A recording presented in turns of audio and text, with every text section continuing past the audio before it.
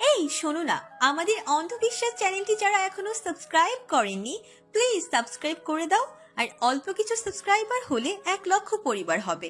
সবাই please subscribe এবং বেশি বেশি শেয়ার করে দাও প্লিজ। শায়েক সন্ধ্যায় নাকি হাসপাতাল থেকে মেডিসিন বক্স নিয়ে গেছে একটু। আমার রুমে পাঠাওনি কেন? মেডিসিনগুলো নির্জনের প্রয়োজনীয় ছিল। আমি ভাবলাম তারা বুঝি এখনো পাঠায়নি। খুবই শীতল কণ্ঠে বলল লোকটা। তা শুনে তাসিনরা বেশ অবাক হলো। লোকটাকে দেখেই কেমন দাপুটে মনে হচ্ছিল সবার। রিসিপশনিস্ট ছেলেটাকে একটা প্যাকেট এগিয়ে দিতে লোকটা তা হাতে নিল। ফিরে চলে যাওয়ার জন্য পা বাড়াতে সে আবারও থেমে গেল। আপনারা কি কোনো প্রয়োজনে এখানে দাঁড়িয়ে আছেন? প্রশ্নটা করতেই সুপ্রভা বলল, জি, আমরা আসলে কক্সবাজার ঘুরতে এসেছি। এই হোটেলের রুম পাওয়া গেল 2টো, আমাদের দরকার 3টে। ও আচ্ছা, আমি রিশাদ রায়হান, এটা আমার হোটেল। আপনারা তো দেখছি 6 জন। কথাটা বলে কয়েক সেকেন্ড চুপ থেকে রিশাদ বলল, আপনাদের তো 6 জন, তার মধ্যে মেয়ে 2 জন। 2 রুমে একটা ম্যানেজ করতে পারেন আপনারা? হ্যাঁ, আসলে আমাদের একজন কাপল আছে সাথে, না মানে আজই বিয়ে করে এসেছে। সুপ্রভার এই কথার পর রিশাদ ভ্রু কুঁচকে তাকালো। কপালের মধ্যখানে সূক্ষ্ম এক রেখা স্পষ্ট, তা দেখে কিছুটা আতঙ্ক বোধ করল। তাদের ভয় কাটিয়ে রিশাদ বলল, পালিয়ে এসেছে বাড়ি থেকে, তাই তো? উপস্থিত একজনও আর হ্যাঁ না কিছুই বলল না রিশাদের কথার জবাবে। সবারই মাথাটা কেমন নুয়ে গেল। রিশাদ আর কিছু না বলে হাতে থাকা ফোনটাতে কাউকে কল দিল। কয়েক সেকেন্ড বাদেই উচ্চারণ করলো, মেবিস, একটু নিচে আসতে পারবে? উপাস থেকে কিছু বলতেই রিশাদ বলল, আচ্ছা তুমি থাকো, আমি কয়েকজনকে নিয়ে রুমে আসছি। মেহুইশ ডেকে 7 মিটে গেছে। মেহুইশের এই কথাটা হালকা একটা টিপ্পনি ছিল। রিশাদ বুঝতে পেরে রিয়্যাক্ট করলো না, বরং সত্যটা প্রকাশ করলো। মেয়ে ইউজ তো এখনও চট করে বলতে পারি না, জানোই। একা থাকার সময় চেষ্টা করি মেয়ে ইউজ বলতে, কিন্তু লোকের সামনে কি সেভাবে বলা যায়? মেহুইশের হাসি উঁচু থেকে এবার আরও উঁচুতে উঠল। সেও জানে রিশাদ তার নামটা এক দফায় উচ্চারণ করতে পারে না, তবুও চেষ্টা করে। আর এই চেষ্টার যে ভাঙা ভাঙা উচ্চারণটা হয় তার শুনতে খুব ভালো লাগে। কেমন যেন কেটে কেটে বলা মেহ আর উইশ। একটু আগে যখন 2টো ছেলে মেয়েকে নিয়ে এলো ঘরের সামনে, তখন সে মেহ উইশ রেখে বলল, মেবিস, একটা সমস্যা হচ্ছে। এই যে এনারা একটা কাপল নিয়ে এসেছে, এনাদের সাথে মেয়ে 2 জন, তাই এনারা একটা এক্সট্রা রুমের দরকার। আমি বলছিলাম কি, ফুপি তো ঢাকাই। রিশাদ আরও কিছু বলার আগে মেহুইশ বলল, সমস্যা নেই তো, ফুফির রুমে তো এক্সট্রা লক আছে, আর রিমি তো মেয়েটা। সুপ্রভা মাথা নেড়ে জবাব দিতে মেহুইশ বলল, থাকতে দাও, ছেলেরা তো আর থাকছে না এখানে। তাসিন সাথে সাথেই বলল, না, আমরা ছেলেরা দোতলায় থাকবো, কাপল থাকবে 3 তলায়, আরও একা মেয়ে, তাই একটু টেনশন হচ্ছিল। না, আমার কোনো সমস্যা নেই, তবে মেহুইশের কথা শুনে রিশাদ একটু ভাবক দৃষ্টিতে তাকালো। সুপ্রভা চিন্তায় পড়ে গেল, সাথে তাসিনও। মেহুইশ বলল, রুমটা আমাদের পার্সোনাল। যার রুম তিনি আবার জিনিসপত্রের নড়চড় পছন্দ করে না, তাই একটু খেয়াল রাখবেন এই ব্যাপারে। সুপ্রভা কিছু বলতে চাচ্ছিল, তার আগেই তাসিন বলে, তাহলে তুমি জেগেই থাকো, যেই চঞ্চল মেয়ে নিশ্চিত আপনাদের ঘরে ঝড় বইয়ে দিবে। তাহসিনের কথা শুনতে নাক ফলিয়ে বড় বড় চোখ করে তাকালো সুপ্রভা। তার পক্ষে সম্ভব হলে সে তখনই তাহসিনকে মাছ ধরিয়ে ফেলে দেয়। রিশাদ দুজনের অবস্থা দেখে অবাক হয়ে গেল। দুজন যে এই মুহূর্তে কুরুক্ষেত্র বাঁধাতে পারে সে বিষয়ে তার আন্দাজ করতে বাকি নেই। তাই মেহুইশকে বলল, আচ্ছা বাদ দাও, উনি বাচ্চা মেয়ে নয়, রাতটা থাকবে, কাল রুম চেক ইন হয়ে যাবে। এরপর আর কথা বাঁধায়নি কেউ, তবুও তাসিনের মনে কেমন একটু খচখচানি রয়ে গেল। সুপ্রভাকে সে খুব ভালো করে চেনে না, তবুও কেন জানি একটা দায়িত্ববোধ অনুভব করলো তার প্রতি। মুরাদ আর টিয়াকে 3 তলায় রেখে সুমন রিমন 2 তলার রুমে ঢুকেছে। টিয়া আর সুপ্রভা দুজনের সাথেই ব্যাগ ছিল। রিসেপশনের সামনে ব্যাগটা ফেলে গেছে সুপ্রভা, সেটা নিয়ে তাসিন আবার গেল 3 তলায়। দরজা নক করতে সুপ্রভা কি হলো চেক করলো। তাসিনকে দেখে তার ভয় হলো কিছুটা। সবাই যার যার রুমে, এখন এই ছেলে কেন এলো? দরজা খুলবে না করেও আবারও খুলেই ফেললো। মনে মনে প্রস্তুতি নিল, যদি তাসিন কিছু উল্টাপাল্টা করতে চায় তবে সে চেঁচিয়ে উঠবে। দরজা খুলে ঝট করে ঘরের বাইরে চলে এলো। মধ্যরাত হোটেলের ভিতরে কোলাহল রয়ে গেছে।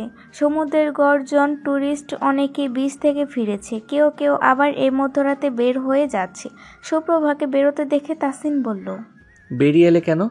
আমি তো শুধু ব্যাগটা দিতে এসেছিলাম তোমার। আর শোনো, কেউ নক করলে আগেই দরজা খুলবে না, ভেতর থেকে প্রশ্ন করবে কে, জেনে তবেই দরজা খুলবে। তাসিন ব্যাগটা সুপ্রভার হাতে দিয়েই আর 1 সেকেন্ডও অপেক্ষা করেনি। সুপ্রভাও ব্যাগটা নিয়ে অন্যমনস্কভাবে ঘরে ঢুকলো আর ভাবতে থাকলো সে মানুষ চিনতে ভুল করেছে। পূর্ব দিগন্তে আলো ফুটতেই সূর্যের উত্তাল হাওয়া যেন বিচ্ছিন্ন হয়ে এলো। রাতে যে গর্জন আর হুঙ্কার এক দাপটে আওয়াজ শোনা যেত, সকালের আবহাওয়া তেমন মনে হচ্ছে না তাসিনের। রাতে মাত্র 2 ঘন্টা ঘুমিয়ে এই ভোরে সে হোটেল থেকে বেরিয়েছে। ঘণ্টাখানেক বিচে হাঁটা করলো, তারপর বড় মামার ফোনে তার টনক নড়ল। কাল রাতে সে মামিকে ফোন করে জানায়নি বাড়ি না ফেরার কথা। মামি নিশ্চয়ই তার জন্য অপেক্ষা করছেন। বড় মামি মোবাইল ব্যবহারে অভ্যস্ত নন, আর মামাও নিশ্চয়ই আগেই ঘুমিয়েছিল। বাড়িতে সবাই নিজের মতো চলে, আর মামিটা বোকাশোকা মানুষ। বেপরোয়া মানুষগুলো চিন্তা অস্থির হয়ে থাকে। খারাপ লাগা আর এ ভারী অন্যায় করেছে। বন্ধুরা সবাই এখনো ঘুমাচ্ছে, তাই আপাতত মুরাদের নম্বরে একটা মেসেজ দিয়ে সে রওনা হলো বাড়ির উদ্দেশ্যে। অফিসেও আজ জরুরি কাজ আছে, তাই এখনো ফিরে যাওয়াটাই উত্তম। রাতে আবার রিশাদ সাহেবের স্ত্রী অল্প সময়ে সবার জন্য নুডলস রান্না করে পাঠিয়েছিলেন, তাই এর ভোরেও সে খিদে কষ্টে পাচ্ছে না। ভাগ্যিস লোকটা আর তার স্ত্রী খুবই আন্তরিক, নইলে সামান্য রেস্টুরেন্টের জন্য এত কেউ কেন করবে? দোষ, রাত কি শেষ হয় নাই তোদের? পেটে আবার ক্ষুধের টান পড়েছে, বের হ জলদি। ফোনে একটা মেসেজ আসতেই তার শব্দে ভাঙা ঘুমটা এবার গায়েব হলো মুরাদের। রিমনের মেসেজ পড়ে কপাল কুঁচকে টিয়ার দিকে তাকালো। টিয়া ঘুমোচ্ছে এখন। রাতে রুমে ঢুকে বেশ কান্নাকাটি করছিল।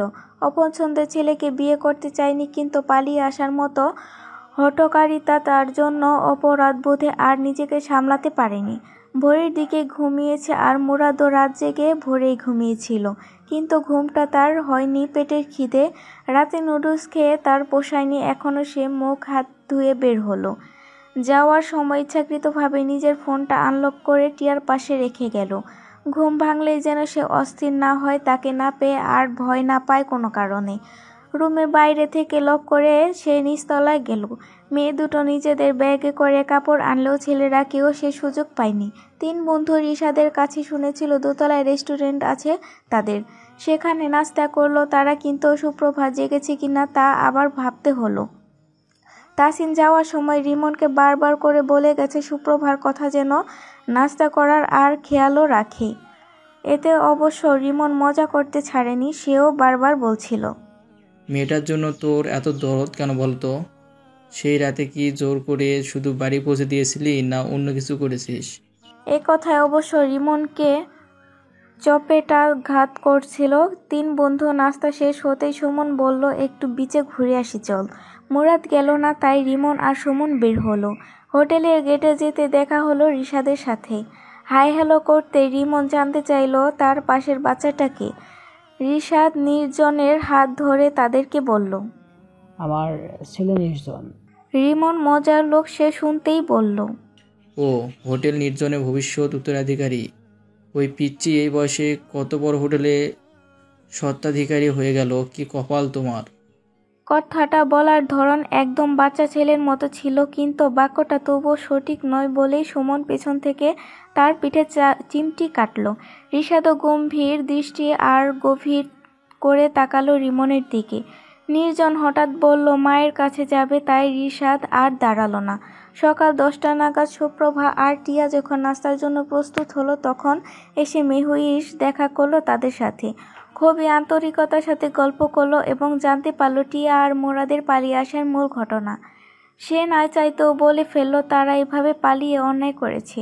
সুপ্রভার মনে হলো মেয়েটি খুব ভালো, আর তাকে দেখে বোঝার উপায় নেই সে বিবাহিত কিংবা একান্ত এক সন্তানের মা। স্বাস্থ্যটা একটু বেশি মনে হলেও মেয়েটির মুখে আদুরে আদুরে একটা ভাব আছে। কিন্তু সুপ্রভা আবার একটু রাগও হলো মনে মনে রিশাদ বিবাহিত বলে। কাল রাতে প্রথম যখন রিসিপশনে দেখলো লোকটাকে, তখনই চোখ আটকে গিয়েছিল তার মুখে। খোঁচা দাড়ি ভর্তি গালও কি চমৎকার লাগছিল সেই সুদর্শন মুখটা। নাকে সেই তীক্ষ্ণতা ঠিক পাকিস্তানিদের মতো, আবার গায়ের রংটাও একদম চেহারাকে ফুটিয়ে রেখেছে যেন। মেয়ে ঐশের দিকে তাকিয়ে প্রথমে মাথা যেন কথায় আসে তার মেড ফর ইচ আদার। সে আরও ভাবে তার জীবনেও যদি এমন কেউ আসতো। নাস্তা শেষে মেয়ে হুইশ বলল, বেঁচে যাবে না? টিয়া তখনও মন খারাপ করে আছে তা দেখে সুপ্রভা বলল, না আপু, ওর যা অবস্থা তাতে বসেই থাকি। বিপদ ঘাড়ে আমারও আছে, তবু এখন বীচের আনন্দটা মিস না করলে ভালো হতো। কথাটা সে টিয়াকে শোনাতেই বলেছে। সে তো বিচে যাওয়ার জন্য প্রস্তুত, তবে সে মনে মনে তাসিনকেও খুঁজছে। ওই বদলোকটা সকাল থেকে একবারও দেখা গেল না কেন? রিশাদ ডাকছে বলে মেয়ে হুইশ নিজের ঘরে গেল। সুপ্রভা আর টিয়াও বিচে গেল মুরাদ ডাকলো বলে। অফিস টাইমে তাসিন শুরু হয় 9টায়।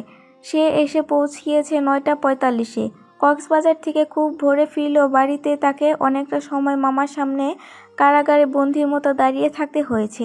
রাতভর সে বাড়ির বাইরে থেকেছে, এমনকি আগে থেকে কাউকে কিছু জানায়নি। তার জন্য এক দফা ধমক আর শাস্তিস্বরূপ গাড়ির চাবি জমা দিয়েছে মামার হাতে। বড় মামা মানুষটা গম্ভীর আর খুব রাগী। মামি আবার একদম বিপরীত, শান্ত স্বভাবের। রাগ কী জিনিস তা জানেই না। মামার ধমকের পালা শেষ হতে মামি তাকে ডাইনিংয়ে না নিয়ে ঘরে বসিয়ে নাস্তা খাইয়েছেন। নির্ঘুম থাকা চোখের ক্লান্তি দেখে বারবার বলেছিল অফিস কামাই দিয়ে আগে একটু ঘুম দিতে। তারপর নিজের 1,000-5 টাকা হাতে গুঁজে দিয়ে বলেছিল, তোমার মামা যেন টের না পায়।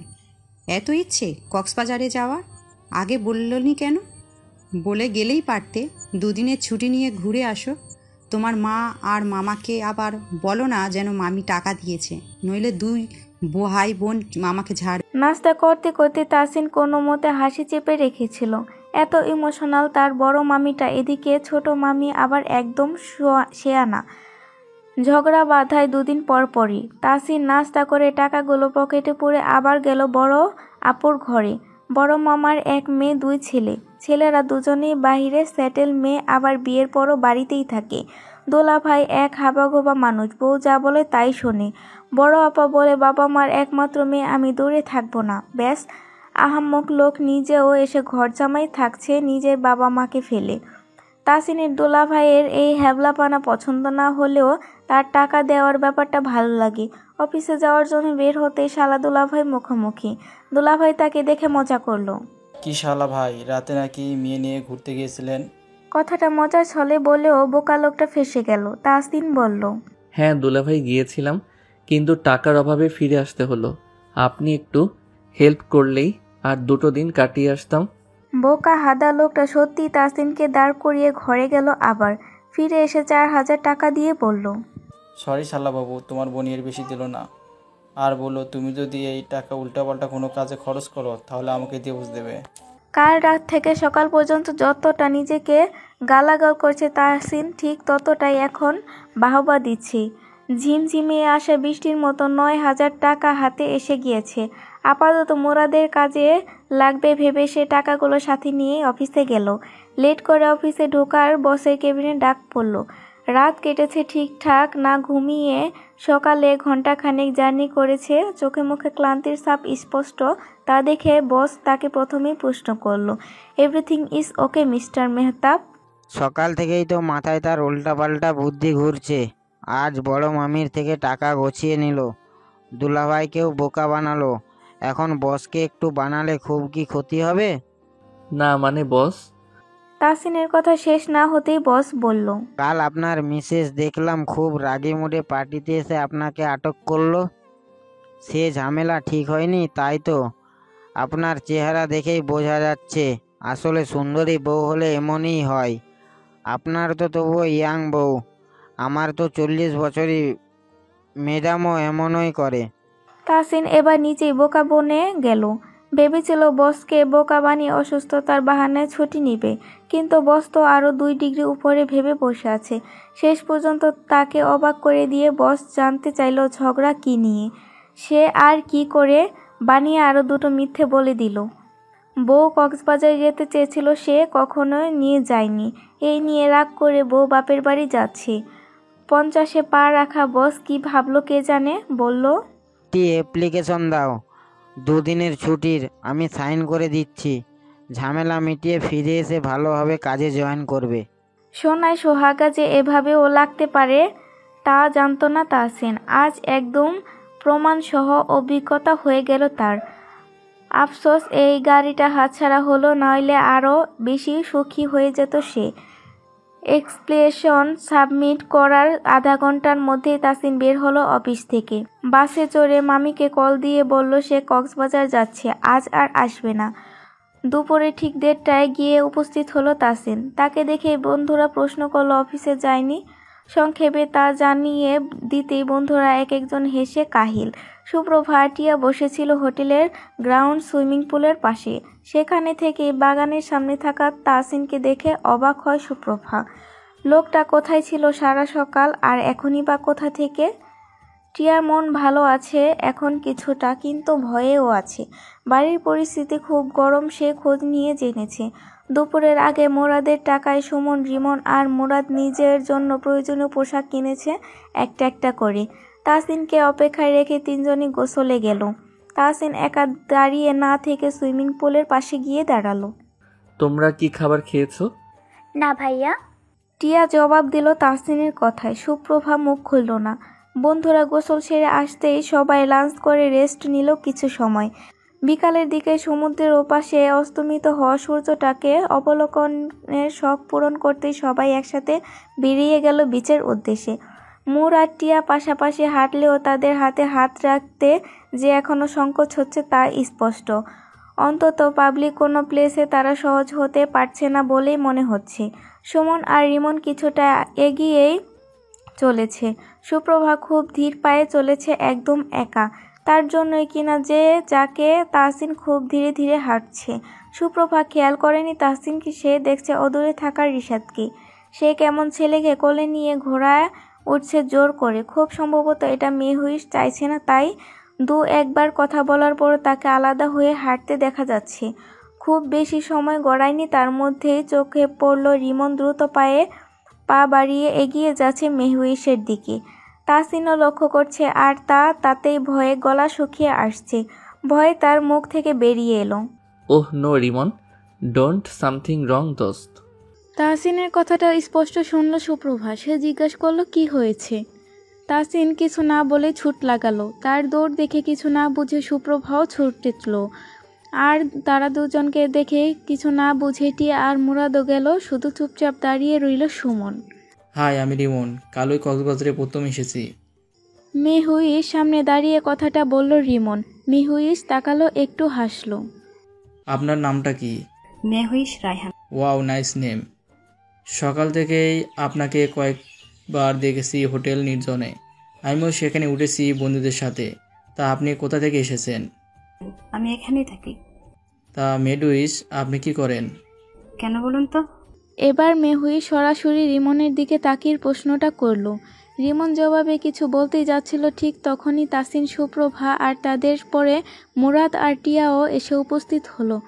হাঁপাচ্ছে 4জনই। তা দেখে রিমন বিরক্ত হলো। সে এসেছিল মেয়েটার সাথে একটু ভাব জমাতে, কিন্তু এদের জন্য তা অসম্ভব। কর্মীর লতায় জড়ানো বালুর উপর চিন্তিত মুখে বসে আছে তাসিনরা সবাই। রোদ কমে এসেছে দুপুর গড়াতেই, কিন্তু সমুদ্রর নোনা হাওয়া গা বিচ্ছিরি। চিন্তামুক্ত হওয়ার চেয়ে চিন্তাতেই বেশি জর্জরিত হচ্ছে তারা।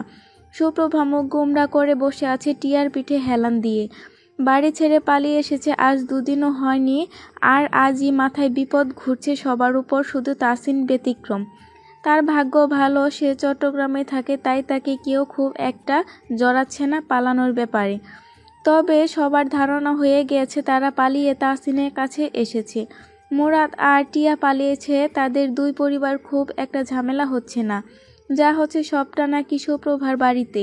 বিয়ে থেকে পালিয়েছে টিয়া, কিন্তু সুপ্রভা কেন গায়েব হলো? এদিকে নয়াগঞ্জে একসাথে 3জন ছেলে উধাও, তার মানে টিয়া মুরাদকে কেউ একজন দেখিয়েছিল একসাথে দাঁড়ানো। তাতে ধারণা করা যায় টিয়া হয়তো মুরাদের সাথে পালিয়েছে, কিন্তু বাকি 2 ছেলে কারোর মাথায় ঠিকঠাক কিছু আসছে না। সুপ্রভা পরিবারে অনেক ভারতীয় তেলের ছবির নায়িকার পরিবারের মতো। বোন গায়েব তো 4 ভাই দাড়ি গোঁফ নাচাতে নাচাতে বোনকে খুঁজতে বেরিয়েছে, আর তাদের ভাব এমন যেন যাকে সামনে পাবে শরীর থেকে মাথা আলাদা করে ফেলবে। আর এখন ঘটনায় একটু আগেই পটল ফোন করে বলেছে তাসিনকে। তাসিন ফোন রিসিভ করেই পটল বলেছিল, বস, আপনার 3 বন্ধু 2 মাইয়া লইয়া ভাগছে। 2 মাইয়ার মধ্যেই একটা তো হেই মাইয়া যারে আমার ধর্মের বোন বানাইছেন। বস জানেন তো, এই ধর্মের বইনের ভাইয়েরা সাইডটা এক লগে আইয়া কি যে বলছে, কইছে আজকার মধ্যেই বইনের খোঁজ না পেলে আমগো এলাকা জ্বালাইয়া দিব। পটল সকল কথা খুব এক্সপ্রেশনের সাথে বলছে, তার কণ্ঠে শুনে বোঝা যাচ্ছিল। আর সেই সাথে থেকে সবাই চিন্তিত। তারপরও সকালে রিমন যা করলো তাতে ভয় রিশাদ না আবার কখন হোটেল থেকে বের করে দেয়। সেই সাথে তাসিনের পরিচয়টাও তো পেয়ে গিয়েছে। যদি ভুল করে ছোট মামাকে জানিয়ে দেয় তবে বড় একটা কেলেঙ্কারি হয়ে যাবে। সকালে যখন রিমন এখন দুটো করে মেয়ে হুইশকে প্রশ্ন করছিল, তখন রিশাদ সেখানে আসে নির্জনকে নিয়ে। রিশাদকে খুব একটা পাত্তা না দিয়ে রিমন অনেক কথা বলে। তার মধ্যে কিছু কথা এমন ছিল, এই সমুদ্রের মতোই আপনার মধ্যেও একটা গভীর সৌন্দর্য আছে, তা কি আপনি জানেন? রিমনের প্রশ্নে তাসিন, সুপ্রভা আর রিশাদও খেপে গেল। মেহুইশ মুচকি হেসে বলেছিল, পাঠ করছেন? আরে না, আপনি সত্যি গভীর সৌন্দর্যের অধিকারী, সেই সাথে আপনার মেডুইস নামটাও। আচ্ছা, আপনি কোন ক্লাসে পড়েন? Honours final year. ও, আমার চেয়ে 1 বছরের জুনিয়র। আমি মাস্টার্সে ভর্তি হয়েছি। আচ্ছা, আপনার ফেভ অ্যাকাউন্টটা যদি... রিশাদ রায়হান। তার সকল অ্যাকাউন্টের নাম রিশাদ রায়হান। সার্চ করো, শুরুতেই পেয়ে যাবে। করেই বলছি, কারণ আমি 1 বছরের জুনিয়র নই, কয়েক বছরের সিনিয়র। দাঁতে দাঁত চেপে চোয়াল শক্ত করে রিশাদ কথাটা বলতেই থতমত খেয়ে গেল রিমন। আর তার বুঝতে বাকি রইল না যে মেহুইশ রিশাদের স্ত্রী। রিশাদ রায়হান আর মেয়েকে নিয়ে মেহুইশ রায়হান। হাস্যোজ্জ্বল মুখটা রিমনের তৎক্ষণাৎ অমাবস্যা রাতের মতো ঘোর অন্ধকারে কালো হয়ে গেল। মনে মনে বলল, নামটা আমারও তো 3 অক্ষরের, ওই রিশাদের মতো। আমার কপালেও একটা মেডউইশ আসুক। রিমনও পারল না মেহুইশের নামটা একবারে উচ্চারণ করতে। বন্ধুরা খুব হাসাহাসি করলো রিশাদ মেহুইশ চলে যেতেই। সুপ্রভা বলেই ফেলল, শেষ পর্যন্ত 4 মাসের প্রেগনেন্ট এক মহিলার প্রেমে পড়ে গেলেন। চমকে গিয়েছিল সবাই একথা শুনে। মেহুইশ প্রেগনেন্সির কথা সকলে সুপ্রভার সামনে বলেছিল। মেহুইশের গাল আর শরীর দেখলে মনে হয় মেয়েটা বুঝি এমনি হেলদি, আর তাই কেউ খুব একটা ধরতে পারে না প্রেগনেন্সির কথাটা। তাসিন আর মোরা তো চিন্তামুখে হু হু করে হেসেছিল। কিন্তু কথা হলো সুপ্রভাকে নিয়ে কি করা যায়। তার ভাইয়েরা তো যেভাবে খুঁজছে শুনলো, তাতে যার সাথে পাবে তাকেই খুন করবে। অযথা সবার কাছে বিপদ ঝুলিয়ে রাখার মানে হয় না। তাই তাসিন বলল, সুপ্রভা, তুমি তোমার হোস্টেলে খোঁজ নাও। সেখানে তোমার ভাইরা কেউ খোঁজ নিয়েছে কিনা, কাউকে কিছু জিজ্ঞেস করেছে কিনা? তাসিনের কথাটা সবার হাস্যকর লাগলো। মেয়ে পালিয়েছে জেনে তারা এখনো বসে আছে, খোঁজ খবর বাকি রাখে। হোস্টেলে নিশ্চয়ই প্রথমে খোঁজ নিয়েছে। তাসিন বিরক্ত হলো তাদের কথায়। সে কমলির তলার গা এলিয়ে দিতেই মেঘলা আকাশের দিকে ছোট ছোট করে তাকালো। অনেকটা ব্যঙ্গ করেই বলল, হয়তো খোঁজটা কালই নিয়েছে, আবার এও তো হতে পারে মেয়ে পালিয়েছে ভেবে আর সেখানে খোঁজ নেয়নি, ধরে নিয়েছে কোনো ছেলের সাথে অন্য কোথাও আছে। এখন কাউকে ফোন করে একটু খোঁজ নিতে সমস্যা নেই। সুপ্রভা বলল, কিন্তু আমার ফোন তো বাড়ি থেকে বের হওয়ার পরপরই বন্ধ করে রেখেছি। সেজদা ভাই খুব স্মার্ট লোক, শুরুতেই সে আমার কালেকশন সার্চ করাবে জানি, তাই ফোন আর চালু করিনি। এবার আর বিরক্তি আটকে রাখতে পারল না তাসিন। রাগ চড়ে গেল তার। সে বালু থেকে উঠে রাগে কণ্ঠেই বলল, তো চাইছোটা কি, সারা জীবন এখানে থাকবে? ওই হোটেল ওনার রিশাদকে খুব পছন্দ হয়েছে না? তাকে গিয়ে অনুরোধ করতে পারো বিয়ে করে তোমাকে রেখে দিক। লোকটার অনেক টাকা, সমস্যা হবে না 2 বউ পালতে। আর তুমি অনেক সুন্দরী, যদিও ওনার স্ত্রীর মতো না, তবু রাজি হয়ে যাবে বলে মনে হয়। এক নাগাড়ে এতগুলো লজিকলেস কথা বলে গটগট করে চলে গেল তাসিন। তার রাগ হচ্ছে সুপ্রভার উপর। তার বন্ধুরা না হয়ে ছেলে পালিয়েছে ঘটনা হলেও সমস্যা নেই। টিয়ারও এমন ঘটনায় এখন আর ভাববার কিছু নেই। সে তার পছন্দের মানুষকে পেয়ে গেছে, কিন্তু এই মেয়েটার একটা ভবিষ্যৎ আছে, তা কেন বুঝে না? এখানে ক্ষণিকের জন্য প্রকৃতির সৌন্দর্য উপভোগের লোভে পড়ে থাকলে গ্রামে তা অন্য প্রভাবে ফেলবে, তা বোঝে না। এই মেয়েটা সুন্দর ভবিষ্যৎ নষ্ট হতে পারে ছোট্ট একটা কুচ্ছা রটালেই। সে কুচ্ছা বাপ ভাইয়ের টাকাও মোচন করা অসম্ভব। তাসিনের প্রতিক্রিয়া সকলেই যেন এবার ভাবতে শুরু করলো। সন্ধ্যার আকাশে মেঘে ঢেকে গেছে। আজ রাতে খুব করে চট্টগ্রাম শহরটা ভিজবে তাতে সন্দেহ নেই। সেই সাথে এবার শুক্রবার কান্নাও ভিজতে চাইছে। সারা বিকাল ভাবতে ভাবতে সন্ধ্যায় ঠিক হলো সে ঢাকা চলে যাবে। সেখানে গিয়ে বাড়িতে ফোন করে কিছু একটা বলবে। সে এখানে যাওয়ার জন্য উঠে পড়ে লেগেছে। ব্যাগ গোছানোই ছিল। রিসেপশনে গিয়ে নিজের রুমের বিল পে করতে চায়। তাসিন তাকে ব্যাগ হাতে রিসেপশনে যেতে দেখেই এগিয়ে যায়। এই মেয়ে, ব্যাগ নিয়ে কোথায় যাচ্ছ? ঢাকা। বললেই হলো নাকি? সময় দেখেছো কয়টা বাজে? আর একা কি করে যাবে? কিছুটা চেঁচিয়েই বলল তাসিন। সে ফোন বের করে মুরাদকে কল দিতে দিতে সুপ্রভার ব্যাগ টেনে ধরল। রিসেপশনে থাকা সায়ক আর দৃষ্টিতে দেখে রিশাতের নাম্বারে কল করলো। কক্সবাজারে নেই সে এই মুহূর্তে, হতে পারে কাজের ব্যস্ততায়, তাই ফোন রিসিভ হলো না। বাক্য হয়ে সায়ক মেহুইশকে খবর দিল সুপ্রভার কথা শুনছে না। তাসিনে মুরাদ আর টিয়াও এসে হাজির হলো এখানে। তারা নিজেদের মধ্যে কথা শুরু করার আগেই মেহুইশ এলো নির্জনকে নিয়ে। কি ব্যাপার সাহেব, কি হয়েছে বললে? ম্যাম, এনাদের মধ্যে কোনো রকম ঝামেলা সম্ভবত। মেয়েটা ব্যাগ নিয়ে বেরিয়ে এসেছে, কিন্তু ছেলেটা ব্যাগ ধরে টানাটানি করছে। তেমন কিছুই নেই, তুমি ভুল ভাবছ। আমি শুধু তাকে... তাসিনকে থামিয়ে মেহুইশ সুপ্রভার দিকে তাকালো। তুমি বলো, সমস্যা কি? তেমন কিছু নয় আপু, আমি একাই ঢাকা যেতে চাচ্ছি, কিন্তু উনি চাইছেন না আমাকে একা ছাড়তে। এমনটা তো হওয়া উচিত। তুমি একা একটা মেয়ে, রাত বিরাতে যাবে, তা নিয়ে তাদের চিন্তা হওয়াটাই স্বাভাবিক। তার চেয়ে ভালো হয় তার সাথে কাউকে নিয়ে যাও। মেহুইশ সবার দিকে এক পলক তাকিয়ে গম্ভীর হয়ে বলল কথাগুলো। সত্যি বলতে তার এদেরকে এমনিতেও একটু অপছন্দ হয়েছে এভাবে দুটো মেয়ের সাথে আসায়। একজনের না হয় বর আছে সাথে, কিন্তু ওই মেয়েটার বয়স কত হবে? 21-22। আর এই বয়সে একা ছেলেদের সাথে ঘুরতে আসাটাই বা কেন? মেহুইশের কথা শুনে সুপ্রভা বলল, আমার একা চলাফেরা করার অভ্যাস আছে আপু। এর আগে হোস্টেল থেকে 2 বার আমি একা বাড়ি গিয়েছিলাম। সুপ্রভার দিকে এবার বিরক্তির মিশ্রিত চাহনি দিল মেহুইশ। মেয়েটা বড্ড বেশি পাকনামি করে। সে জানতে চাইল, তোমরা তো কেউ কারো বন্ধু নই। যতটুকু আমাকে নির্জনের বাবা বলেছে তাতে এই মনে হয়। অথচ একসাথে আজ 2 দিন হয় এখানে আছো, আর ছেলেটা তোমাকে একা ছাড়তে চাইছে না। তার মানে সে তার দায়িত্ব বোধ থেকে চাইছে না। সেই হিসেবে তোমার একা যাওয়ার চেয়ে উত্তম হয় তার সাথে যাওয়া। আর যদি তাকে ভরসা করতে না পারো আমাকে বলো, আমি ব্যবস্থা করে দিতে পারবো। মেহুইশের কথা এবার দমল সুপ্রভা। সত্যিই তো বাড়াবাড়ি করে ফেলেছে না সে এটা?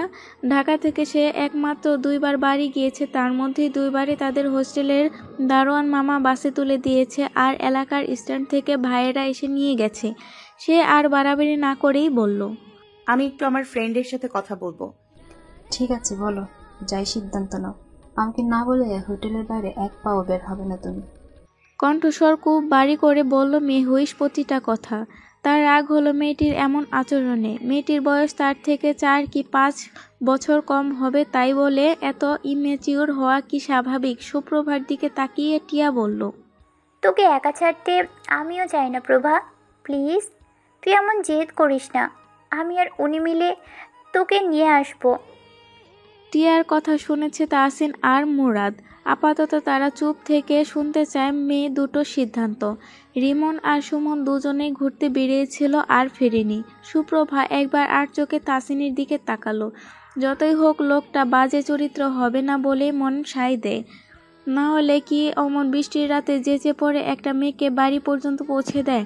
তার কি দায় পড়েছে? কুমতলব থাকলে সেদিনই আসল রূপ দেখাতে পারত। টিয়া আর মুরাদকে আর ঘাটাতে না চাইতে বলে সুপ্রভা বলল, আপনি কি আরেকবার জোর জবরদস্তি আমাকে পৌঁছে দেওয়ার কাজটা করতে পারবেন?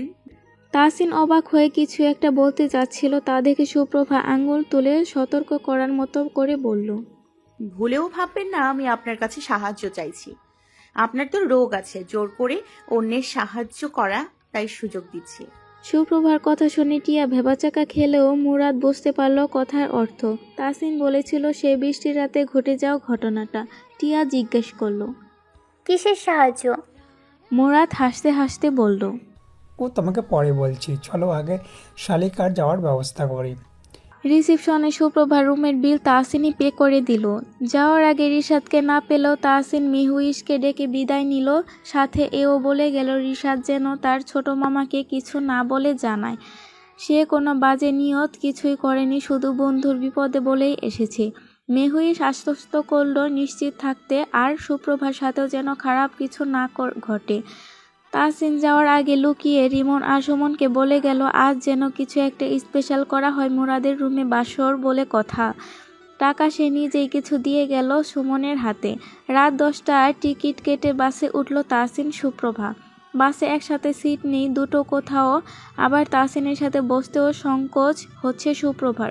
কিন্তু তবুও অন্য এক অপরিচিত পুরুষ বসবে তার চেয়ে বেশি সুবিধাজনক মনে হলো তাহসিন পাশে বসাটা। সব সিটে তাকিয়ে সুপ্রভা বলল, এখানে তো দুটো সিট নেই একসাথে। সুপ্রভার এ কথা ভারী চমকে গেল তাহসিন। তার মানে কি সুপ্রভা নিঃসংকোচে তার পাশেই বসতে চায় বলল। মনে মনে কুটিল হেসে তাহসিন বলল, কেন আমার পাশে বসতেই হবে? সুপ্রভা মজা করাটা বুঝল না, সে রেগে তাকালো তাহসিনের দিকে। এই ফালতু কথা বলার হলে নেমে পড়ুন, আপনার যেতে হবে না আমার সাথে। আরে ধ্যাত, মজাও বোঝে না মাইয়া। যাও বসো গিয়ে, ওই সিট খালি। সামনে দিকে একজন পুরুষের সাথে সিট খালি আছে দেখল তাহসিন। সুপ্রভা নড়ল না, তা দেখে তাহসিন বুঝল মেয়েটা মজা না বুঝলেও অন্য পুরুষের সঙ্গে জার্নিটা করবে না। সে বাসের ড্রাইভারের কাছে গিয়ে দুটো সিট একসাথে চাই বলতে হেল্পারটা বলল, 2 মিনিট খাড়ান, আমি ব্যবস্থা করতেছি। 2 মিনিটও লাগেনি, ছেলেটা তাহসিনকে ডাকলো। সিট পাওয়া গিয়েছে। সুপ্রভাকে নিয়ে সেই সিটে বসতে আজব এক কাণ্ড করলো মেয়েটা। তার সাথে যে কাঁধের ব্যাগটা ছিল সেটা ধপাস করে 2 সিটের মাঝে রেখে দিল। দূরের পথের বড় বাস, এমনিতেও সিটগুলো খুব বড়, আর তারা দুজন মানুষ খুব একটা মোটা নয়। বিশেষ করে সুপ্রভা হ্যাংলা পাতলা মেয়ে, তার অল্পতেই জায়গা হয়ে যায়। ব্যাগটা রাখার জায়গা সমস্যা না হলেও তাহসিন বেশ বিরক্ত হলো মেয়েটির ভাবনার উপর। কি ভেবে রেখেছিল এখানে ব্যাগটা? তাহসিন তার গায়ে পড়বে? এতটাই কুৎসিত মনের সে, ফালতু মেয়ে একটা। বিড়বিড় করে বলতে লাগলো তাহসিন, তৌফিক ভাই, কতবার বলেছি আপনাকে এই ক্যাটকেট রঙের পাঞ্জাবি পরে বসবেন না আমার সাথে? প্রচণ্ড রকম তিরিক্ষি মেজাজে ক্ষিপ্ত কণ্ঠে বলল মিনি। তৌফিক যার পরনায় বউকে সামলানোর চেষ্টা করছে। বউ হয়ে প্লিজ রাস্তাঘাটে এমনি ভাই বলল না, ইজ্জতে লাগে। লাগুক, আমি আপনাকে ছাইরঙা শার্ট বের করে দিয়েছিলাম না, আপনি সেটা কেন পরেননি? আমার ওইসব রং ভাল লাগে না, তোমার পাশে ঘুরতে আমার এমন রং পরতেই ভাল লাগে। সামনের সিট দুটো স্ট্যান্ড খালি হতে একজোড়া কাপড় এসে বসেছে। তাহসিন সেদিকে এক পলক দেখে আবারও সুপ্রভাকে দেখছে। মেয়েটি ভারী মুড দেখিয়ে দুজনের মাঝে ব্যাগ রেখেছিল। কী লাভ হলো তাতে? সে তো নিজে ঘাড় বেঁকিয়ে ব্যাগ ডিঙিয়ে তাহসিনের কাঁধে পড়ে আসছে। ভাবতে ভাবতে তাহসিনের হাসি পাচ্ছিল, কিন্তু সামনের কাপড়ে হঠাৎ চাপা গলায় ঝগড়া কানে আসতেই সেদিকে মনোযোগ দিল। তাদের ঝগড়ার কারণ টের পেয়ে প্রচণ্ড রকম হাসি পাচ্ছে।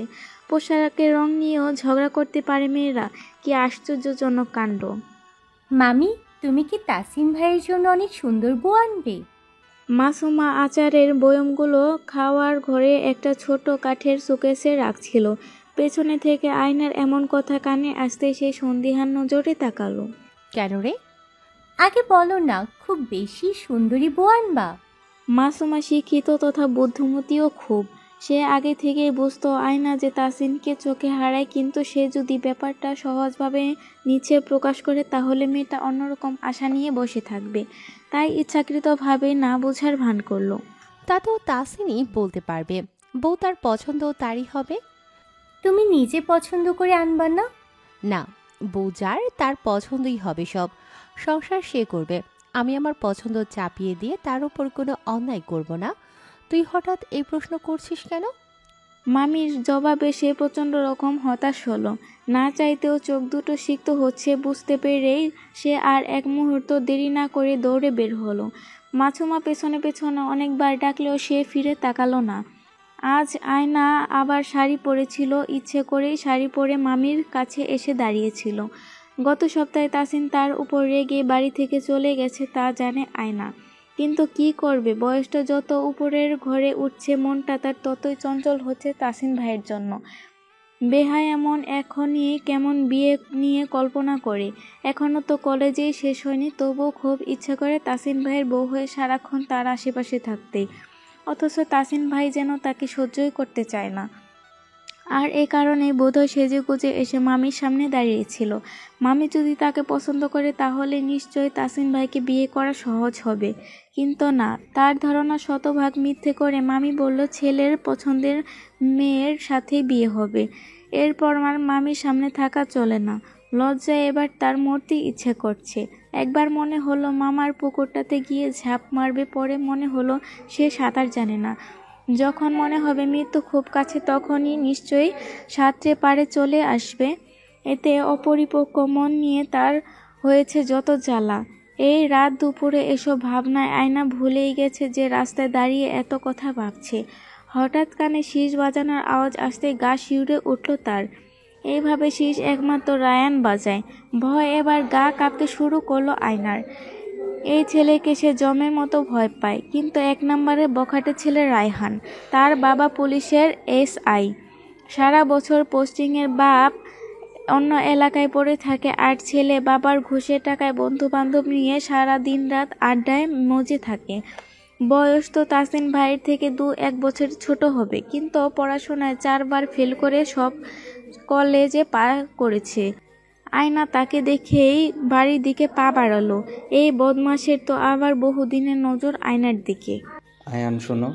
রায়হান ডেকে আরেকটু সামনে এলো আয়নার। রাতের আধারে অস্পষ্ট রায়হানের মুখ। সে দাঁড়াতে চাইল না, তাই পাশ কেটে রায়হান একদম তার মুখোমুখি হলো। আমাকে দেখলে পালাও কেন বলো তো? পথ ছাড়েন। ভয়ের তো স্বর আয়নার। ছাড়বো না, কি করবা?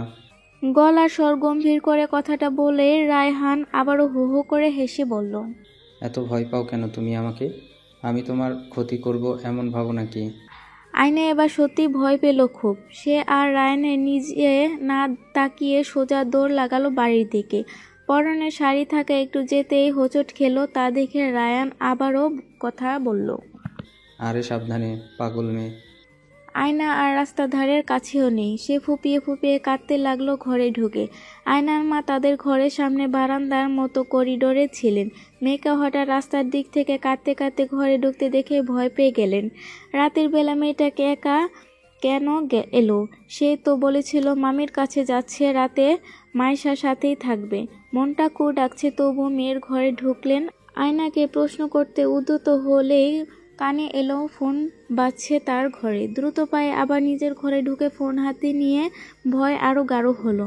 ভাবি ফোন করেছে, তার মানে কি সে বাড়িতে কিছু হয়েছে?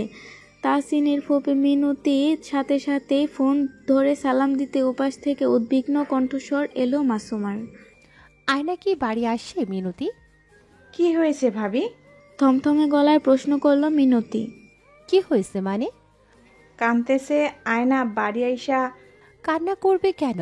ও তো আমার সাথে কথা বলে ঘর থেকে বেরিয়ে গেল। তুহিন মাইশাকে জিজ্ঞেস করলাম, ওরা বলল আয়নাকে দেখেনি তাই ফোন করা। কি কথা হইছে? ও তাসিনকে কোথায় বিয়ে করাবো তাই জিজ্ঞেস করছিল। মিনতি আর প্রশ্ন করল না।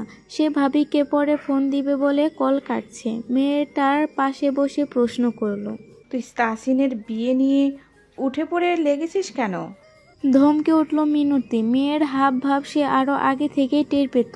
তার ধারণা তার স্বামী, ভাই, ভাবি, এমনকি ভাতিজাও জানে আয়না ভালোবাসে তাসিনকে, কিন্তু আগ বাড়িয়ে নিজেরা তো এ নিয়ে কথা বলা যায় না। আর মেয়েও সবে কলেজে পড়ছে।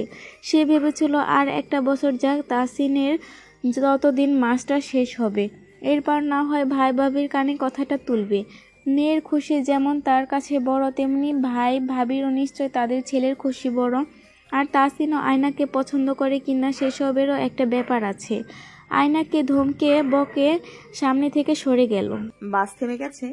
চোখ জোড়া টেনে খোলার চেষ্টা করছে এই প্রশ্ন করলো। তাসিন বসা থেকে উঠে দু হাতে শার্টের নিজের অংশ টেনে কুচকানো শার্টটা ঠিক করলো।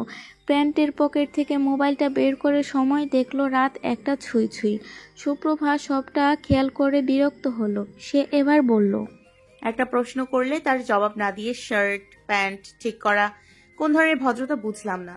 তাসিন কথাটা শুনে না বুঝার ভান করে বলল, কিছু বললে? ফালতু লোক। শব্দটা স্পষ্ট তবে খুব আস্তে বলল সুপ্রভা। তাসিন একটু হেসে কন্ডাক্টরকে জিজ্ঞেস করলো, মামা কতক্ষণের জন্য থামলো বাস? আধা ঘন্টা মামা, যান, খানা পিনা চাইলে করতে পারেন। কন্ডাক্টর কথাটা বলেই চলে গেল। তাসিন বের হওয়ার জন্য পা বাড়াতেই গিয়ে ধাক্কা খেলো সামনের সিটের পুরুষটার সাথে। দুঃখিত ভাই, আমি বুঝতে পারিনি। তাসিন বলতে সামনের মানুষটিও বলল, সমস্যা নাই, আমিও বুঝিনি। কথাটা বলতে গিয়ে মিনির দিকে তাকিয়ে তৌফিক শব্দটা দ্বিতীয়বার শুদ্ধ করে উচ্চারণ করলো। মিনি আজকাল খুব করে বকে তাকে এত অশুদ্ধ কথা বলার জন্য। তার ব্যবসায় পরিধি যত বড় হয়েছে ততই সে খুব বড় বড় নামি দামি লোকের সাথেও মিশেছে। তাই মিনির জোর অনুরোধে ছিল পথে ঘাটে যেন একটু সুন্দর করে কথা বলে, আরেকটা মোশাররফ করিমের ড্রামার মতো। সিকান্দার বক্সেও বউ তাকে কত বোঝাতো শুদ্ধ ভাষায় কথা বলতে। সে বলতো কিন্তু ওই যে নিজের গায়ে টান তার থাকেই, কথাতে থেকেই যেত। তৌফিকেরও আজকাল সে অবস্থা। তাসিন স্বাভাবিকভাবে নিলেও সুপ্রভা ভিক করে হেসে দিল তৌসিফের কথা শুনে। তৌসিফ মাইন্ড করেন, তবে তাসিন চোখ রাঙিয়ে তাকিয়েছিল। বাসের সাদা বাতির আলোটাতে সেই চোখ দেখে সুপ্রভা হাসি মিলিয়ে গেল। তারপর দুপক্ষই একসাথে বাস থেকে নেমে গেল। তাসিন হোটেল দেখেই খিদে পেয়ে গেল, সেই সাথে তৌফিকেরও দেখা গেল মিনির তাড়া দিচ্ছে কি খাবে না প্রশ্ন করে। পাশাপাশি দুটো মেয়ে প্রায় কাছাকাছি বয়স, দুজনেরই মুখ দেখা যাচ্ছে সামনে। পুরুষ দুটোর আচরণ দুজনে মনে মনে রেগে যাচ্ছে, আর তা স্পষ্ট একজনের চোখ রাঙানো তো অন্যজনের নাকের পাটা ফোলানো দেখে। মিনি শান্ত প্রকৃতির মেয়ে, সে চোখ রাঙিয়ে তৌসিফকে শাসাচ্ছে এত খাই না করার জন্য। ওইদিকে কোনো অধিকার নেই কিছু বলার, তবেও ভেবে রেগে নাক ফুলিয়ে গম্ভীর হয়ে তাসিনকে দেখছে সুপ্রভা। পুরুষ মানুষ কতটা বিরক্তিকর তা যেন সুপ্রভা এখন বোঝা হয়ে গেছে। এই লোকটা সত্যি খুব ফালতু, যত সব উদ্ভট আচরণ আর স্বভাব বিদ্যমান এর মাঝে। হোটেলের নাম খুব বড় করে লেখা, তৌসিফ সেটা জোরে জোরে উচ্চারণ করলো। মাতৃভাণ্ডার, খুবই নামকরা একটা হোটেল এই মাতৃভাণ্ডার। বাসের অন্যান্য যাত্রীরা ইতোমধ্যে প্রায় বেশিরভাগই হোটেলে ঢুকে পছন্দসই খাবার নিয়ে কেউ ভেতরে বসে খাচ্ছে, কেউ আবার প্যাকেটে করে নিয়ে নিচ্ছে। তার মধ্যে মোটামুটি রসমালাই হাঁটতে যেন সবার প্রচণ্ড লোভ। তৌসিফ আগেও এখানকার মিষ্টান্ন খেয়েছে, মিনি আর পরিবারের জন্য নিয়েছে, কিন্তু তাসিন কখনই আসেনি এটাতে। কয়েক মিনিটে তৌসিফের সাথে তার ভালো আলাপ জমে গেছে। দুজনে নিজেদের গ্রাম পরিবার আরও কত কি গল্প করছে। এই ফাঁকে তৌসিফ জানালে মিনি তার স্ত্রী। কথা শোনার পর চোখ দুটো রসগোল্লার পরিমাণ বড় বড় করে বলেছিল, সত্যি? তাসিনের প্রক্রিয়ার সাথে অন্যদেরও বিস্মিত করেছিল। হোটেলে ঢুকেই রসমালাই আর দুপদের মিষ্টি অর্ডার করে তৌসিফ চেয়ার টেনে বসলো তাদের মাঝে। তাসিন প্রশ্ন করলো, ভাই আপনি ওরকম রিয়াকশন দিলেন কেন? কিছু মনে করবেন না, আপনার স্ত্রী বাসে বসে আপনাকে পাঞ্জাবির কথা বলেছিল, সেটা আমার কানে এসেছিল। তখন উনি আপনাকে তৌফিক ভাই বলে সম্বোধন করেছে বোধহয়। তাসিন কথাটা বলতে তৌফিক খুব জোরেই হেসে ফেলল। মিনি অবশ্য তাতে লজ্জা পাচ্ছিল খুব। আর সুপ্রভাত ঘুমের রাজি ছিল, তাই তাদের কথা বোধগম্য হলো না কিছুই।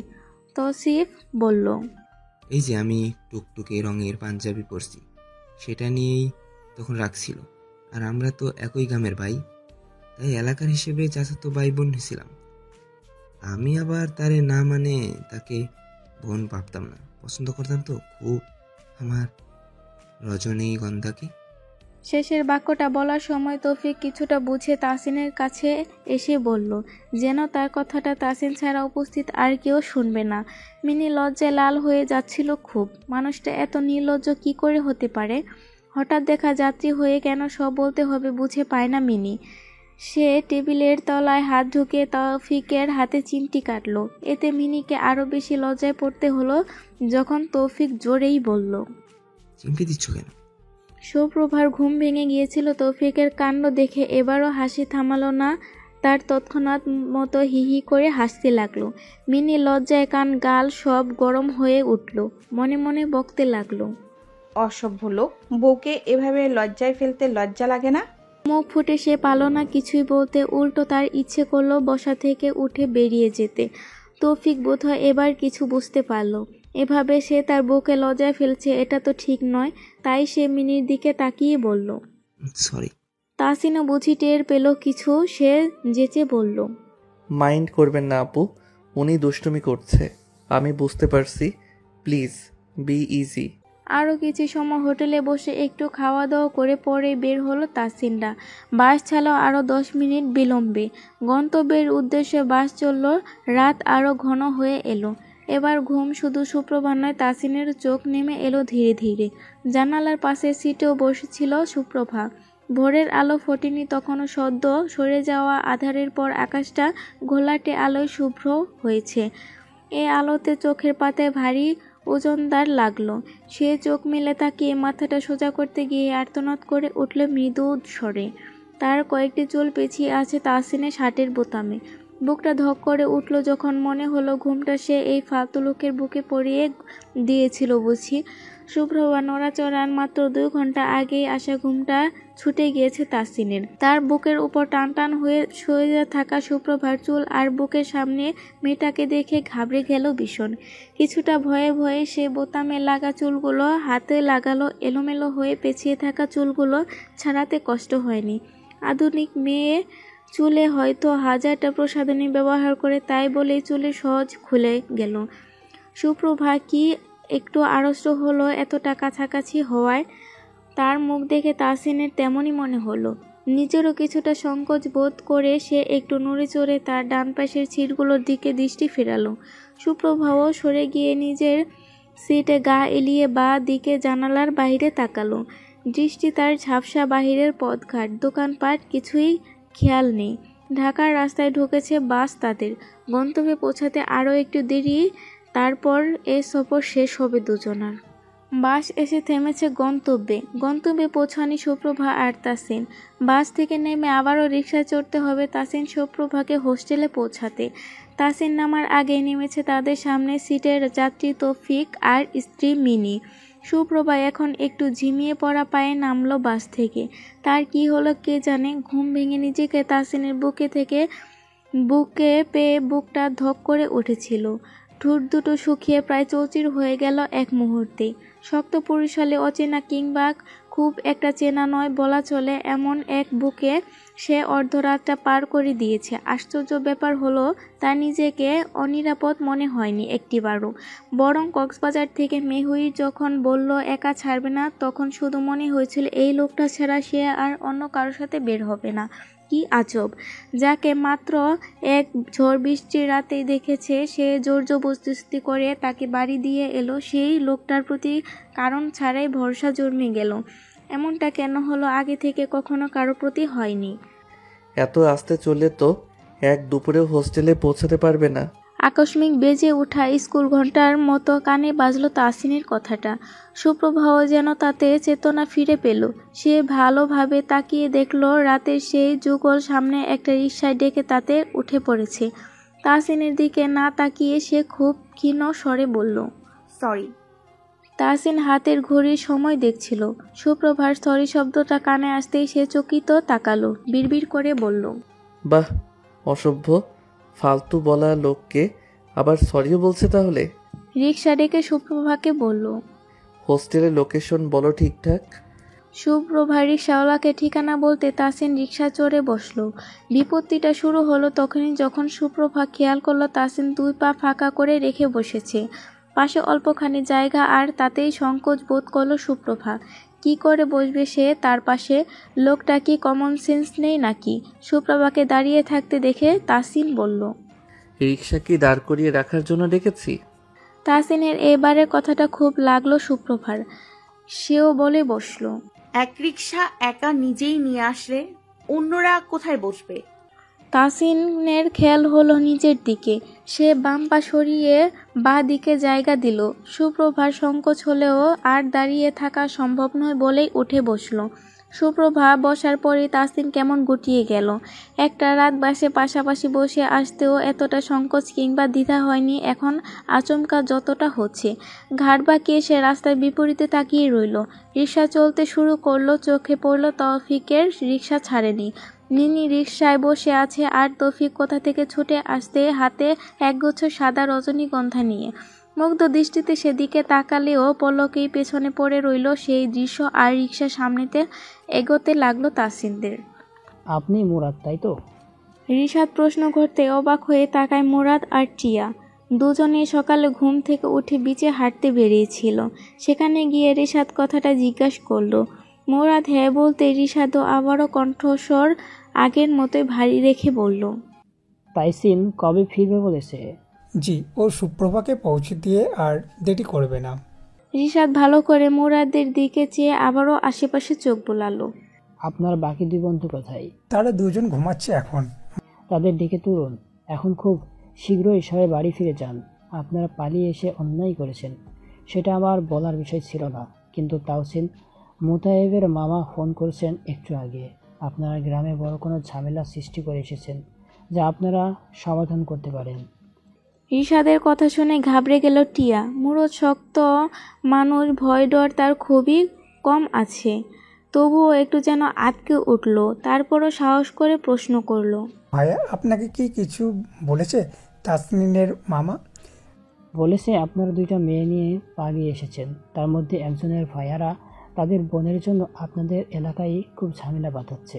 নিশ্চয়ই ওনার ভাইয়েরা। রিশাদ টিয়াকে দেখালো। টিয়া এবার ভয়ে কান্না শুরু করে দিল, কিন্তু তারই মাঝেই মুরাদ বলল, না, তার তো একটাই ভাই। সমস্যা সম্ভবত সিদ্ধার পরিবার করছে। সুপ্রভার পরিবার কিছুটা ভয়ঙ্কর রূপে থাকে সবসময়, আর সুপ্রভা তাদের একমাত্র বোন। সুপ্রভাব কি রাতে এসে চলে গেল সে? এবার টিয়া কথা বলল, হ্যাঁ, ওর নাম সুপ্রভা। রিশাদ কিছু একটা ভেবে বলল, তাহসিন তাহলে বিপদ সঙ্গে করে বেরিয়েছে। তার মামা ফোন করে বলেছে তার মা খুব চিন্তিত আছে। আপনারা তাকে সাবধান করে দিন, আর যত তাড়াতাড়ি সম্ভব নিজের পরিবার মুখোমুখি হন। পালিয়ে বিয়ে করা যতটা অসম্মান ততটা ভুল পদক্ষেপ। পরিবারের কথা ভেবে দেখুন তাদের কেমন লাগছে। রিশাদ আর দাঁড়ায়নি। সে চলে যেতে মুরাদ রিমন আর সুমনকে ফোন দিল। কথা বলে ঠিক করলো তারা গ্রামে ফিরে যাবে। তার আগে কনফার্ম করবে সুপ্রভা তার পরিবারের সাথে কথা বলেছে কিনা। হোস্টেলের গেটের কাছে এসে রিক্সা থেকে নামলো তাসিন সুপ্রভা। সকালে নাস্তা আজ করার সুযোগ হয়নি এখনো। রিক্সা ভাড়া মিটিয়ে তাসিন সুপ্রভাকে ডাকলো। শোনো। সুপ্রভা তার সামনেই দাঁড়িয়েছিল। ডাক শুনে চোখ তুলে তাকালো তাসিনের দিকে। এই প্রথম, হ্যাঁ এইটাই প্রথমবার সুপ্রভাকে তাসিনে দেখা। ভোরের আলো স্পষ্ট অবয়ব, ঠিক কতগুলো দিনের চেনা দুজনকে জানাশোনাও একটুখানি হয়েছে। যা হয়নি তা হলো সরাসরি মুখের দিকে তাকিয়ে স্থির চোখে তাসিনের মুখটা দেখা। তাসিন দেখেছিল স্পষ্টভাবে সুপ্রভাকে হোটেলে তার ভাইয়ের পেছনে দাঁড়ানো। হোস্টেলে গেটের পাশে থাকা কৃষ্ণচূড়ার পাতার ফাঁকে কোমল রোদটা উঁকি মেরে পড়ছে তাসিনের বা চোখের পাপড়ির। তার ঠোঁট ঘেঁষে লম্বালম্বি খোঁচা দাড়িময় চিবুকে। কোনো পুরুষের চোখে পাপড়ি কি এত ঘন হয়? সুপ্রভা কয়েক সেকেন্ড থমকে গেল নিজের ভাবনায়। তাসিন বলছে, ফোন চালু করে বাড়িতে কল দিয়ে স্বাভাবিকভাবে কথা বলবে। তোমার পরিবারের মানুষগুলো হয়তো উত্তেজিত স্বরে কথা বলবে, চেঁচামেচি করবে।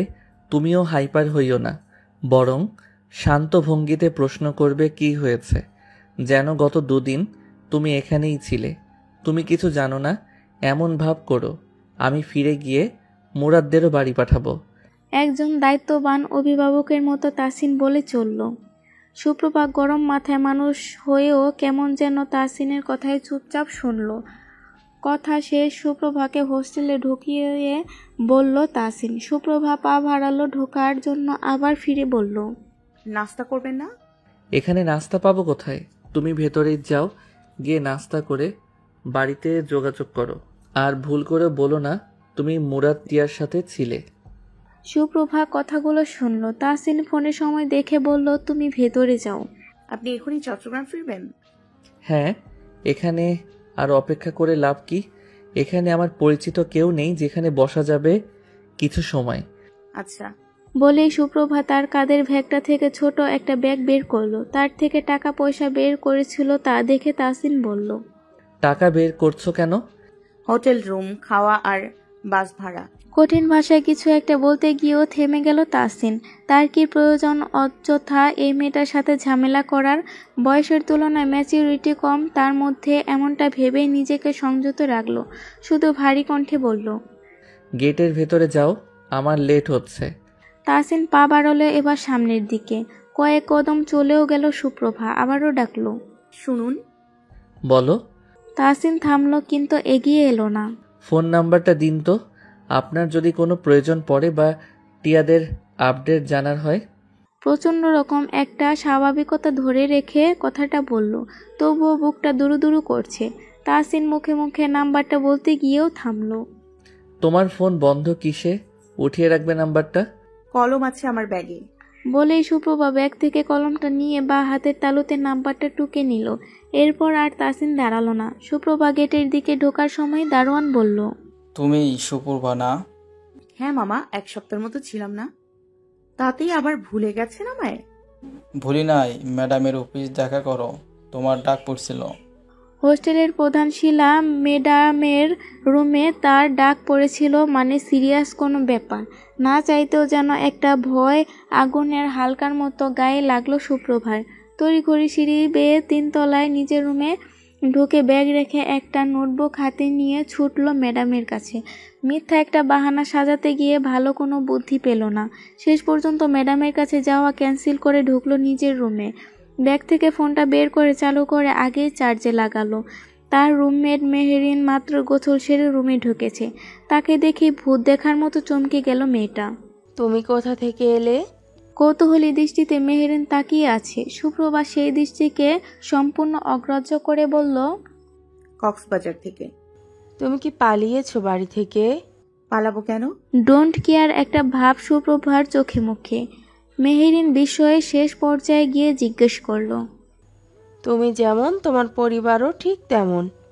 এই আমার পরিবার নিয়ে বলছো কেন মেহরিন? তো কি বলবো, তোমার ভাইয়ারা এক একজন তো পুরাই ভিলেন। তার ওপর তুমিও এমন সব কথা বলো, আচরণ করো যেন দুনিয়ার কিছুরই পরোয়া নেই। সত্যি নেই গো মেহু, আমার সত্যি পরোয়া নেই, কিন্তু তুমি আমার ভাইদের ভিলেন বললে কেন? যেমন দেখতে তেমনই বলবো না? কি অবাধ্য লোক! কত করে বললাম ভাইয়া আমি জানি না সুপ্রভার ব্যাপারে কিছুই, শুনলই না। লোকটা বলে কিনা তোমার ফোন চেক করব। দেখতে তো একদম দানব, তার ওপর চুলগুলো বড় বড়, আর কেমন নাদুস নুদুস। মেহরাব ভাইয়া এসেছিল? নাম জানি না, দুজন এসেছিল। বলে গেছে তোমার খোঁজ পেলেই যেন জানাই, তা নয়তো আমাকে দেখে নেবে। কি ভয়ঙ্কর কথাবার্তা! সুপ্রভার প্রথমে ভয় না লাগলেও এবার একটু লাগলো। সে চার্জে থাকা ফোনটা দিয়ে বরদা ভাইয়ের নাম্বারে ডায়াল করলো। রোদে চকচকে আকাশটা মাত্র আধা ঘন্টার মধ্যে মেঘে কালো হয়ে এলো। তাহসিন একটা হোটেলে থেকে নাস্তা করে বাইরে এসে বেশ খুশি হলো। দিনের জার্নিটা বৃষ্টিময় হলেও মন্দ হবে না। আরও ভালো লাগতো যদি ট্রেনে যাওয়া যেত, কিন্তু তা তো সম্ভব না। ট্রেনে গেলে আবারও ঘুরে কমলাপুর যাওয়া লাগবে। তাই আর না ভেবে সে বাসের টিকিট কাটলো। সরাসরি চট্টগ্রামের বাস দুপুরের আগে একটাও নেই, কিন্তু অনেকটা সময়ে এখানে বসে কাটানোর মানেই হয় না ভেবে সে কুমিল্লায় টিকিট কাটলো। চারপাশে ভালো করে এক নজর বুলিয়ে দেখলো জায়গাটাকে। এখানে থেকে সুপ্রভা হোস্টেলে যেতে মাত্র 7 কি 8 মিনিট লাগে। আচ্ছা, মেয়েটা আজকে এমন ভিন্ন আচরণ করলো কেন? গত 2 দিন এবং সেই বৃষ্টির রাতে মেয়েটাকে এমন ছিল না। ছুরি তীক্ষ্ণ ফলার মতো ছিল তার আচরণ। ভাবতেই হাসি পেয়ে গেল তাহসিনের। সে হাসতে হাসতে বাসের দিকে গেল। পুরো বাসে মাত্র 3 জন যাত্রী, তার মানে বাস ছাড়তে 10টা জায়গায় নির্ঘাত 11টা বাজবে। তাহসিন উঠল না বাসে। রাস্তার পাশে চায়ের দোকানে বাতাসের চায়ের গানে তার নেশা লাগছিল। 1 কাপ চা না খেলেই নয় ভেবে সে চা খেতে দোকানে ঢুকলো।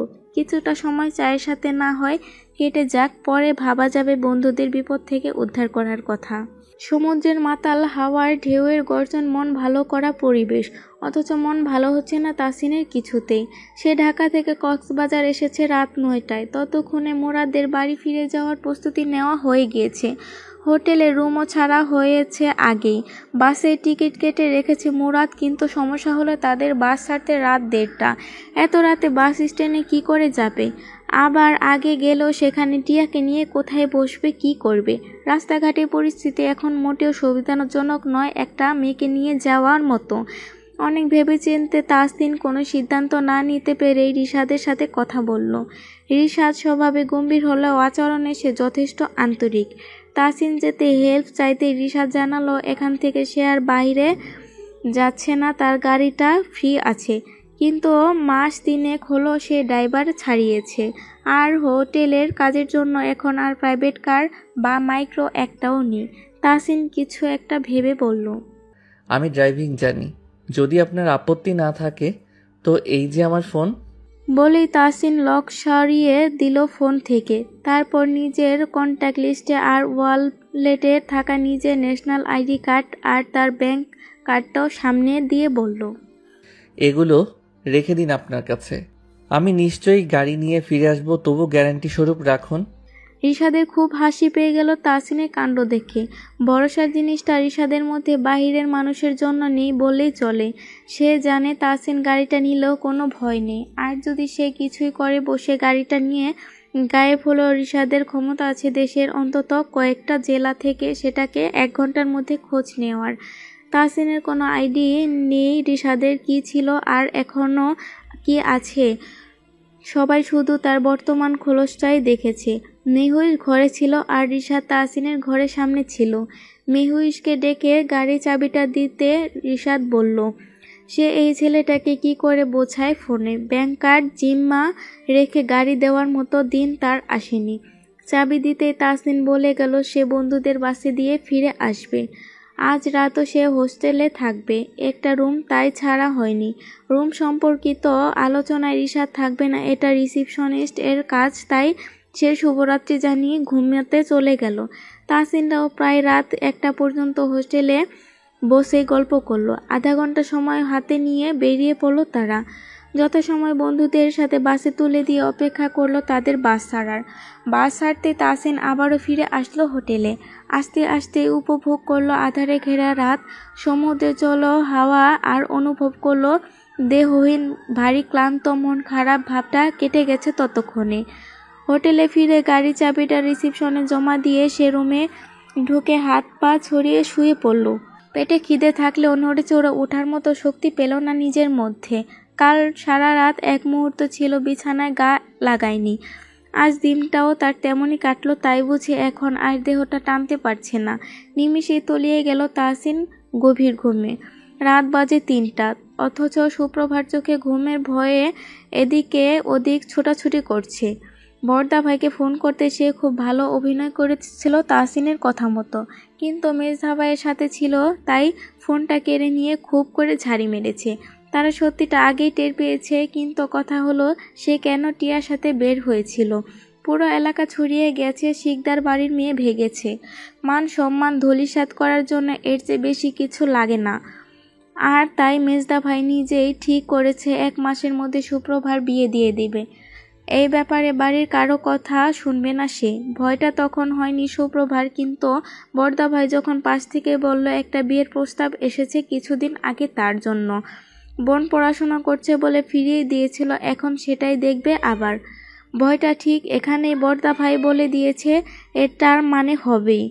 মেহেরিন ঘুমাচ্ছিল, কিন্তু সুপ্রভার বাতি জ্বালিয়ে রেখেছে বলে তার ঘুমে ব্যাঘাত ঘটেছে। চোখ মুখ কুঁচকে তাকিয়েছে মেহেরিন। কি সমস্যা প্রভা, তুমি বাতি জ্বালিয়ে রেখেছো কেন? মেহেরিন, জানো আমার বর্দা ভাই না আমাকে বিয়ে দিয়ে দেবে বলেছে। এটা তো ভালো কথা, বাতি বন্ধ করো, আমি ঘুমোবো। বিরক্তিতে বলল মেহেরিন, কিন্তু সুপ্রভা তাতে পাত্তা দিল না। সে আবার বলল, আমি যখন বিয়ে করব না, কি করি বলো তো? আপাতত বাতি বন্ধ করো, তাতেই হবে। বলে মেহেরিনের মাথা নিচ থেকে বালিশ উঠিয়ে উপরে রাখলো।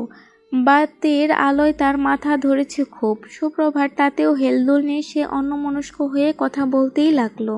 এখন যদি বিয়ে হয়ে যায় আমার প্রেম করা হবে না। মেহেরিনে জবাব দিচ্ছে না, তার এখন ঘুম প্রয়োজন। সকালে কাল 7টায় ক্লাস আছে। সুপ্রভাকেও সে ঘুমানোর আগে জানিয়েছে, কিন্তু মেয়েটার তাতে কিছু যায় আসে না। সুপ্রভা আর কিছু কথা বলতেই থাকলো, আর এতে রাগ হলো খুব মেহেরিনের। সে শোয়া থেকে উঠে প্রচণ্ড ক্রোধের সঙ্গে বলল, আর একটা কথা যদি বলো না প্রভা, তাহলে আমি সৌহার্দ্যকে তোমার নতুন ফোন নম্বর দিয়ে দিব।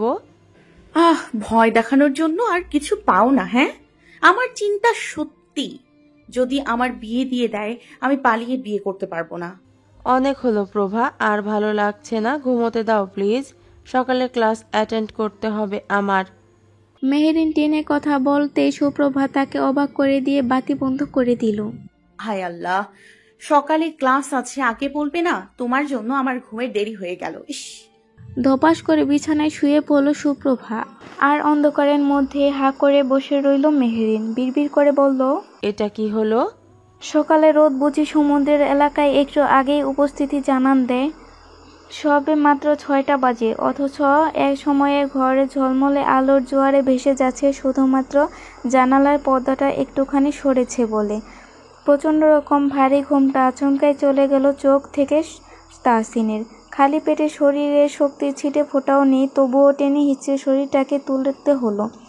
এখনই বেরিয়ে না পড়লে বাড়ি ফিরে আবার অফিস যাওয়া মুশকিল হবে। বিছানা ছেড়ে ওয়াশরুমে ঢুকতে মনে পড়ল সে কাপড় এনেছিল যে ব্যাগে, সেটা কাল রিমনের হাতে ছিল। সে কি ব্যাগ নিয়ে গেছে? দ্রুত আবার বাথরুম থেকে বেরিয়ে হতাশ হলো। যা ভেবেছিল তাই, শালা বুদ্ধরাম তার ব্যাগটাও নিয়ে গেছে।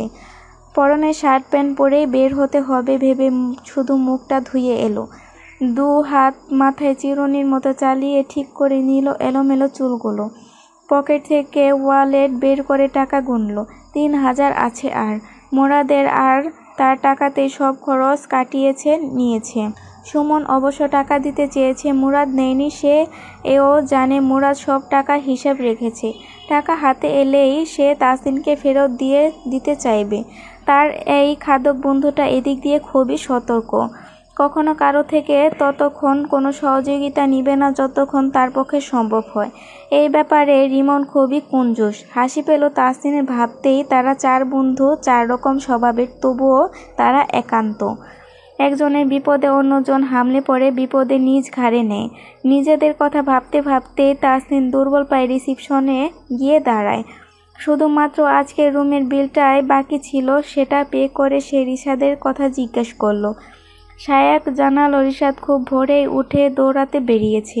তখনই গেটে দিয়ে বাইরে চোখ গেল।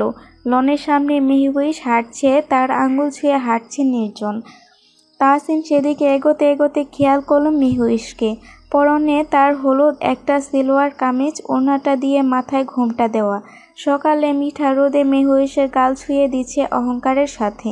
মিষ্টি লাগছে মেয়েটাকে দেখতে, একদম যেন মোমের তৈরি কোনো পুতুল। গোলগাল শরীরের অবস্থার জন্য তার উচ্চতার বেশ লাগছে। নির্জনের সাথে বুঝি কিছু বলে হাসছেও মেয়েটা, তা দেখে অজান্তেই তাসিনের চোখে ভেসে উঠল সুপ্রভার মুখ। হ্যাংলা পাতলা ছিপছিপে দেহের গরম চঞ্চল স্বভাব, আর তার সাথে কোমর বেঁধে ঝগড়া করাটা। উফ, সকাল সকাল কেন সে আজব মেয়েটাকে মনে পড়ছে সে। লনের সামনে মেহুইশের মুখোমুখি হতেই রিশাদও এসে হাজির হলো। সুপ্রভাত। মিষ্টি হেসে মেহুইশ বলল, আপনাদেরকেও। আমি চলে যাচ্ছি। আপনাদের ধন্যবাদ দেওয়ার ছিল। এতটা সহযোগিতা, আন্তরিকতা আপনারা দিয়েছেন, যা হয়তো ধন্যবাদ দিলেও কম হবে। আমরা আমাদের হোটেলের প্রতিটি গেস্টকে এমনভাবে ট্রিট করি। তবে আপনার জন্য বিশেষ একটা কথা। তাহসিন আগ্রহী দৃষ্টি দিল রিশাদের দিকে। রিশাদ আবারও বলল, ছেলে মেয়ে দুটোই পালিয়ে এসেছে, এ নিয়ে আপনার এলাকায় ঝামেলা হচ্ছে। আপনার মামা করে বলেই দিয়েছে আপনাকে বলার জন্য তাদের সাথে যোগাযোগ না করতে। কিন্তু আমি বলবো, বন্ধুদের বিপদে এগিয়ে আসাই প্রকৃত বন্ধুত্ব। তবে অবশ্যই বুদ্ধিমতো কাজে লাগিয়ে তাদের বিপদ কাটিয়ে নিজেকেও বিপদমুক্ত রাখতে হবে। বুঝতে পেরেছি ভাইয়া, আপনাকে অসংখ্য ধন্যবাদ। রিশাদ মেহুইশের কাছে বিদায় নিয়ে তাহসিনের বাড়ির উদ্দেশ্যে রওনা দিল। বাড়ি বলতে মামার বাড়ি সেখানে থাকে। বাড়িতে ঢুকে প্রথমেই বড় মামার কাছে ঝাড়ি খেলো। তা অবশ্য গায়ে মাখলো না, অন্তত 1 সপ্তাহ এই ঝাড়ি চলবে এবার, তা সে জানে। বড় মামির সামনে গিয়ে আহ্লাদি কণ্ঠে বলল, রাত থেকে কিছু খাইনি মামি। ব্যাস, মামিও গলে মোমের মতো হয়ে দ্রুত পরোটা বানিয়ে খাইয়ে দিল। তাসিনের মা আর বড় মামা দুজনই এই নিয়ে প্রচণ্ড রাগ দেখায় তার মামির উপর। তিনি প্রত্যেকটা ছেলে মেয়েকে প্রয়োজনের অধিক আদর আহ্লাদ করেন। তাসিনের বোন মাইশা এর জন্য প্রায়ই বলে সে ম্যাট্রিক পরীক্ষার পর বড় মামির কাছে চলে আসবে। নাস্তা গোসল সব শেষ করতে প্রায় 9টা বেজে গেল। আজও অফিসে লেট হবে তা আর বুঝতে বাকি নেই। মামার কাছে গাড়ির চাবি চাইলেও পাওয়া যাবে না তা নিশ্চিত ভেবেই আজও দুলাভাইয়ের কাছে গেল। ভাগ্য এ পর্যায়ে তাসিনের সুপ্রসন্ন দুলাভাই এখনো বের হচ্ছে। বলার আগে দুলাভাই তাকে গাড়ির নিমন্ত্রণ জানালো। অফিসে পৌঁছে পাক্কা 15 মিনিট লেট, কিন্তু বস তো আজ অফিসেই আসেনি। আরাম করে নিজের ডেস্কে বসে ফাইলপত্র বের করলো তাসিন। 1.5 ঘন্টা একটানা কাজ করে কফির জন্য ক্যান্টিনে গিয়ে বসলো। তখন 11টা বাজেনি, তাই অফিসের ক্যান্টিনে একেবারে ফাঁকা বলা যায়। 1 কাপ কফির অর্ডার দিয়ে ফেসবুক স্ক্রল করছিল সে। ফোনটা বেজে উঠল তার হঠাৎ। স্ক্রিনে ভেসে উঠল তুফান নামটা। নিয়মিত ভালোবাসার গল্প শুনতে এবং পড়তে আমাদের অন্ধবিশ্বাস চ্যানেলটি সাবস্ক্রাইব করে পাশে থাকা বেল আইকনটি ক্লিক করুন। ধন্যবাদ সবাইকে।